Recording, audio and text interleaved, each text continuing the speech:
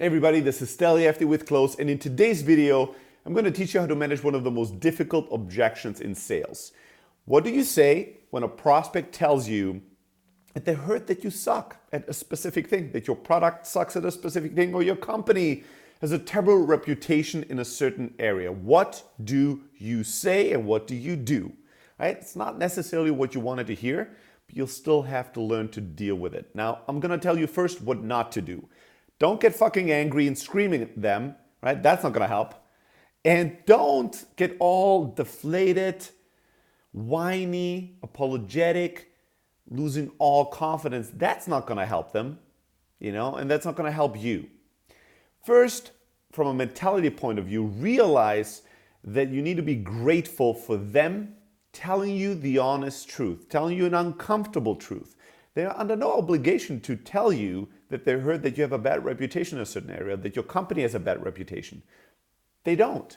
They could just keep that information on their own, but they chose to share that information with you. Be grateful for that. It gives you the opportunity to address it. And number two, remember and remind yourself they're still talking to you, right?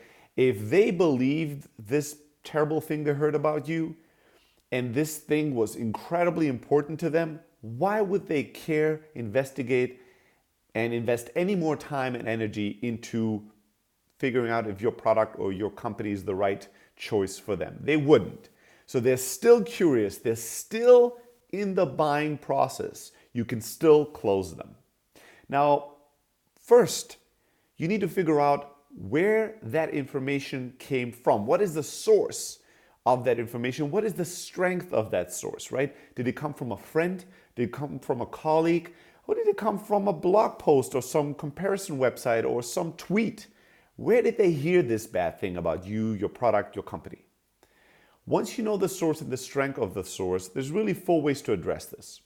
Either the information they heard was correct at some point, but is outdated. It's not true anymore. This is actually one of my favorite cases, because it's kind of a very authentic one. You can tell them, you know what you heard is absolutely right. You did your homework, thumbs up on that. But that was true 2 years ago. We, messed up. We let our customers down. We, sucked at X, Y, or Z.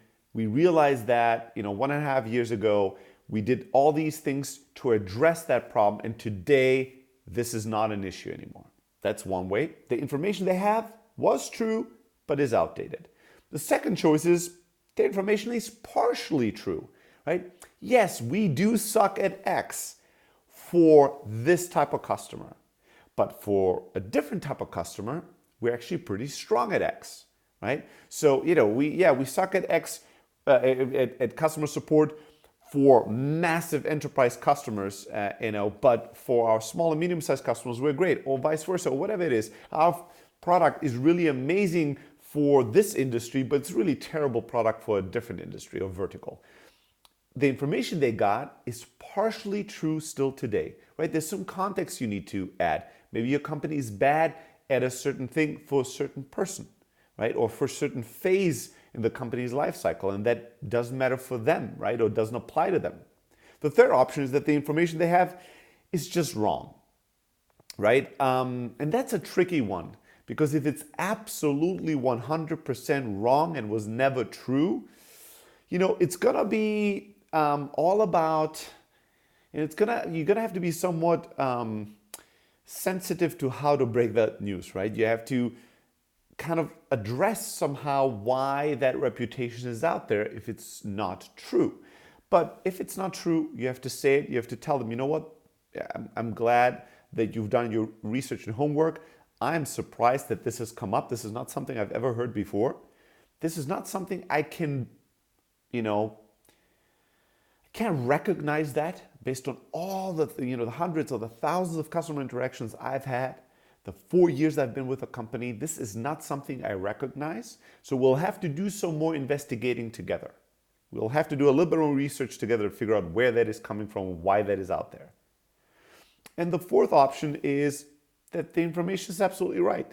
And that's a good case as well, because it's simple. You know what? You heard we suck at X, And you are right, sir. We absolutely suck at X. And here's why. Here's we chose to be bad at this type of thing.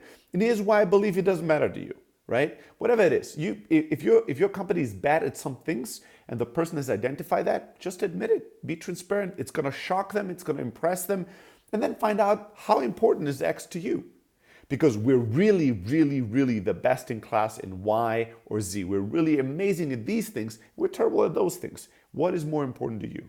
What really will drive more success and more value and ROI to you in your business, right? So 4 ways. The information is outdated.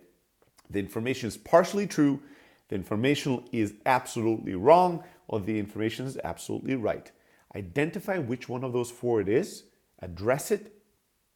Tell the customer what it is, which one of those 4 cases it is, and then ask them to tell you what they need to see from you to feel better about it, right? So let's say that the information is outdated. Tell them it used to be true. We made all these changes. Today it's not true anymore. Now, that is just something I'm claiming here in this conversation. What would you need to see from me to believe me that we're actually excellent at X today? What do you need from me? Do you need to talk to some of our customers?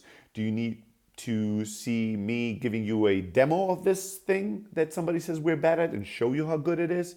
What do you need from me to believe the information I just gave you?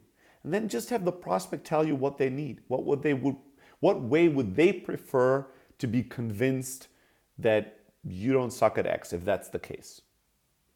I'm telling you, it's the hardest objections. It's the most difficult objections that truly are the biggest opportunities for you to shine. It's where you can, differentiate yourself from the pack. 99.9% of all salespeople of all companies, they are terrible at managing really, really difficult objections like this one. If you manage it well, if you feel confident and comfortable talking to them and addressing this objection that is so difficult, it's going to make them comfortable, confident in you and your solution, and they're going to want to make and be in business with you. All right, that's it from me on this video. If you have any more questions or feedback, always get in touch with me directly at stelly@close.com. And if you've not done this yet, go to blog.close.com and make sure to subscribe to our blog. Twice a week, highly actionable sales advice. Until next time, let's go and get them.